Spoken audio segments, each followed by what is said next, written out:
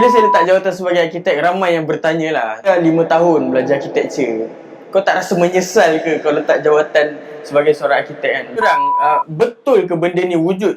Mereka kata yes, perlu ada duit bawah table ni. Wallahualam sejauh mana, sebab saya tak pernah lalui. Kalau boleh saya tak nak lalui benda tu, dan saya keluar arkitek siap-siap lah sebelum lalui benda tu. Okay, Assalamualaikum warahmatullahi wabarakatuh. Nama saya Ahmad. Welcome back to my channel. Yeah.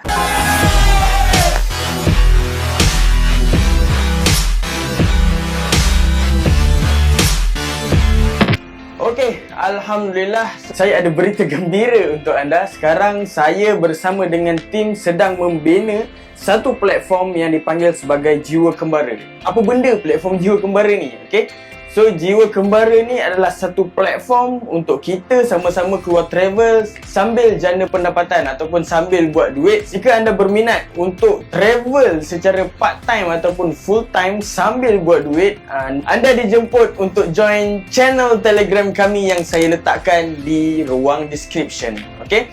So, tanpa lengahkan masa lagi, jom kita sambung cerita daripada episod sebelum ni. Okay, insyaAllah saya akan sambung cerita daripada buku Ustazah Basikal ni.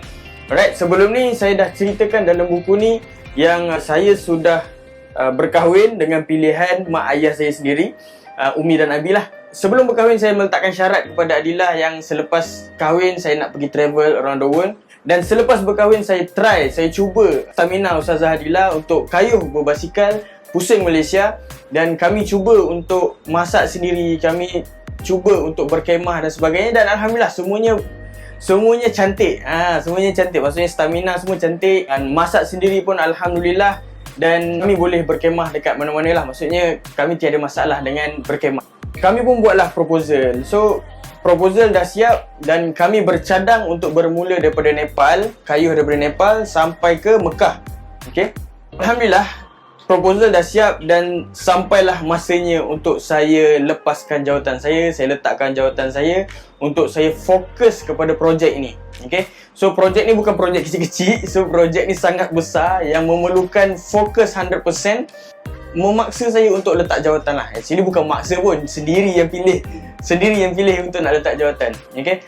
Bila saya letak jawatan sebagai arkitek, ramai yang bertanya lah, orang kata, kau dah belajar 5 tahun belajar arkitektur, kau tak rasa menyesal ke kau letak jawatan sebagai seorang arkitek kan? So, kalau kau buat arkitek ni, boleh jadi kau dapat part 3 kan? Gaji kau boleh dapat puluh ribu, boleh jadi ratus ribu kan? Dia ada alasan tersendirilah kenapa saya letakkan jawatan sebagai seorang arkitek dan proceed untuk travel. Okay? So, saya ada 9 sebab kenapa saya berhenti sebagai seorang arkitek. Bagi tahu disclaimer siap-siap, ini adalah pandangan diri saya yang mungkin berbeza daripada orang lain. Okay?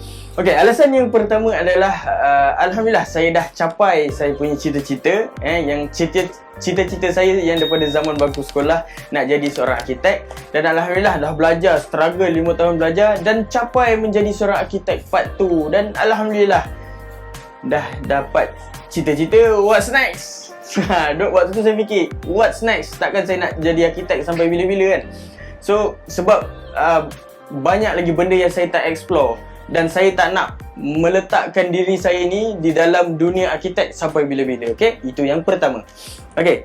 Dan yang kedua adalah, kenapa saya meletakkan jawatan sebagai seorang arkitek adalah sebab waktu zaman belajar berbeza dengan zaman bekerja. Okay? Tak sama macam dalam drama. Okay? Memang dalam drama nampak macam cantik, memang best lah. Tapi apa yang saya nak ceritakan adalah kenapa saya cakap berbeza daripada zaman belajar dengan zaman bekerja. Waktu zaman belajar memang sangat best. Kita mempunyai kebebasan. Pelajar-pelajar ni mempunyai kebebasan untuk nak design. Tak kisahlah bentuk macam mana, macam alien ke, macam spaceship kan. Dan as long as kita ada reason, kita bebas untuk nak melakukan design. Tapi bila dah masuk waktu bekerja, dah masuk dunia pekerjaan, dia jadi berbeza, totally different. Kita buat design, mula yes, kita buat mengikut cita rasa kita. Tapi ending dia, of course, klien yang akan ubah mengikut cost yang dia ada. Dan of course, bos kita akan ubah dan totally berubah. Ending dia tak rupa bentuk apa yang kita nak designkan. So, satisfaction tak ada kat situ lah. Itu saya lah. Alright, itu yang nombor 2. Yang nombor 3, macam saya cakap tadi lah, bila waktu bekerja ni kita tiada kebebasan untuk mereka bentuk. Kita tak ada kebebasan untuk nak design. Boleh jadi kita nak mengikut spek yang ditentukan oleh majlis, ditentukan oleh kita punya klien, ditentukan oleh kita punya bos sendiri. Ending dia kita tak ada satisfaction untuk mereka bentuk. So kita tiada kebebasan untuk mereka bentuk. Okey, itu yang ketiga. Okey, dan yang keempat, kenapa saya meletakkan jawatan sebagai seorang arkitek? Tidak bebas untuk membuat keputusan. Sebab saya bukanlah orang yang jenis suka, orang kata, duduk kat bawah orang dan ikut telunjuk lah. Maksudnya tak sesuai untuk ada bos lah. Maksudnya saya tak bebas untuk nak buat keputusan yang saya suka. So saya give up lah. Dia sebenarnya tak kisah kerja apa pun, kalau ada bos, kita susah nak buat keputusan kita sendiri. Kita susah nak menentukan hidup kita, hala tuju hidup kita. So bila kita letak jawatan, so kita ada masa untuk diri kita dan kita boleh tentukan hala tuju hidup kita. Okay? Sebab yang kelima, kenapa saya berhenti dan meletakkan jawatan sebagai seorang arkitek adalah sebab kebebasan masa untuk diri sendirilah. Sebab saya punya passion, saya minat untuk nak mengembara, pusing dunia.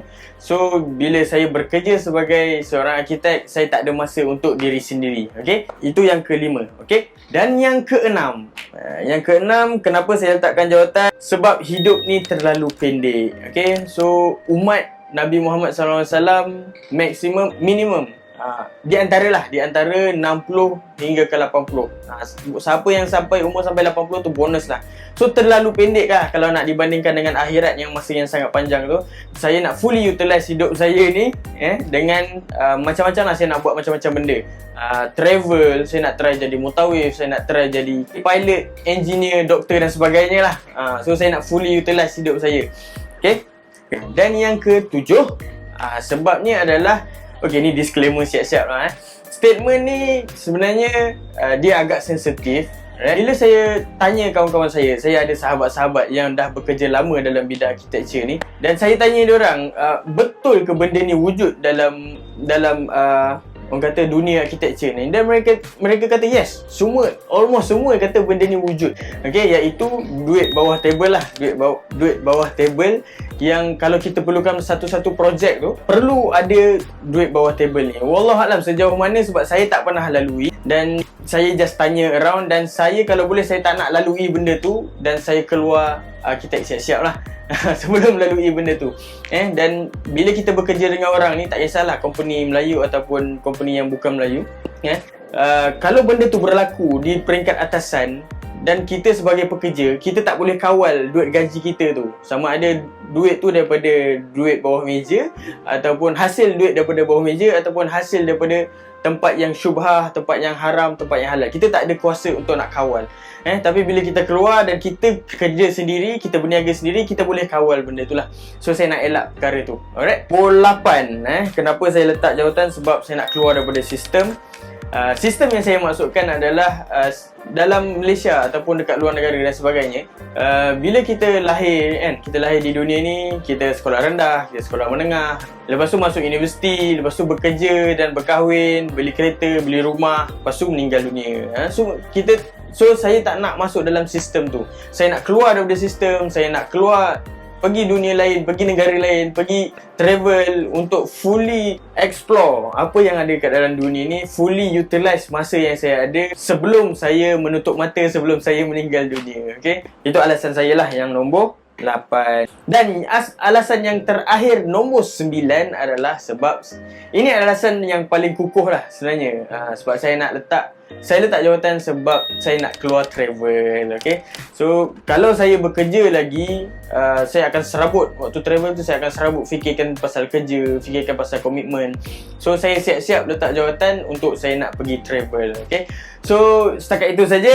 9 perkara, sebenarnya ada banyak lagi perkara yang sebab kenapa saya letak jawatan. Dan insya-Allah jika ada kelapangan ataupun jodoh masih panjang, saya akan kembali ke dunia arkitektur. Jangan risau. Dan alhamdulillah skill-skill yang saya belajar sepanjang 5 tahun saya belajar sebagai arkitek, saya banyak apply dalam hidup saya, banyak apply dalam business yang saya buat sekarang, dan travel yang saya buat, semua saya apply. So tak sia-sia sebenarnya saya belajar selama 5 tahun tu. Alright, sebelum saya mengakhiri, saya nak remindkan pada you all, siapa yang belum dapatkan buku ni, sebab buku ni saya nak ceritakan, memang saya nak videokan cerita ni, tapi makan masa yang lama. So kalau you all yang belum dapatkan lagi buku Ustazah Basikal ni, dekat tangan saya sekarang ni tinggal lagi 100 buah. Kemungkinan dalam bulan ni buku ni akan sold out. Alright. So siapa yang belum dapatkan lagi, boleh klik link dekat subscription dekat bawah. InsyaAllah kami akan terus hantar ke depan pintu rumah anda. So anda tak payah pergi ke MPH, tak payah pergi ke Popular dan sebagainya. Okay. So sampai di sini saja. InsyaAllah for next episode saya akan ceritakan macam mana bila saya dah berhenti kerja, apa yang saya buat selepas tu, dan macam mana kami boleh dapatkan sponsor dan sebagainya di episod yang akan datang. Okey, sampai di sini saja. Sehingga kita berjumpa di episod yang akan datang. Saya Ahmad. Assalamualaikum warahmatullahi wabarakatuh.